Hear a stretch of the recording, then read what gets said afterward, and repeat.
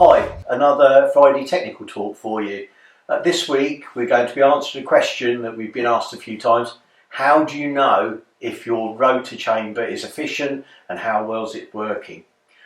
Really, the first thing you'd see would be poor starting, especially when hot. So if you're having to really spin your motor hard, you're having to put lots of choke on or whatever, and you're struggling to get your motor to start, could be down to low compression.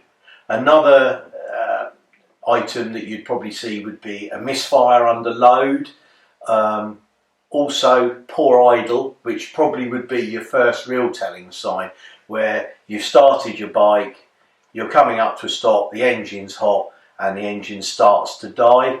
That'd be a really good sign.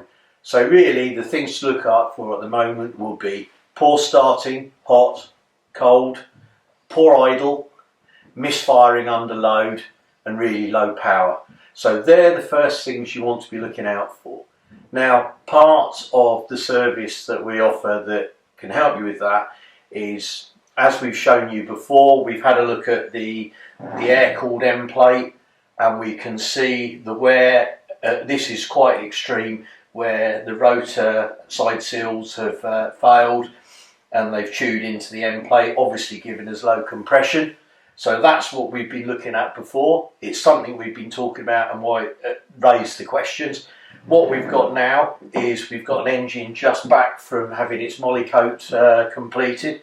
So this is a water cooled F1 centre plate, and as you can see, the surface has been completely remachined.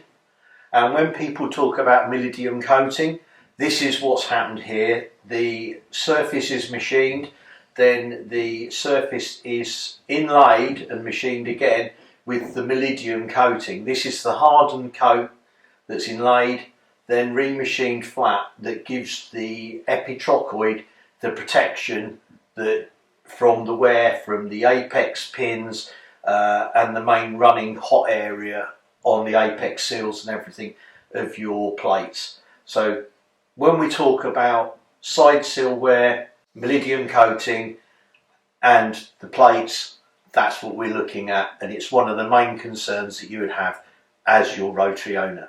So I hope that's been useful to you. As you can see, it's on all the sides. It's one of the processes we do here now, and I hope that answers your questions. Any more, please let us know and we can maybe do another video on it. Thanks.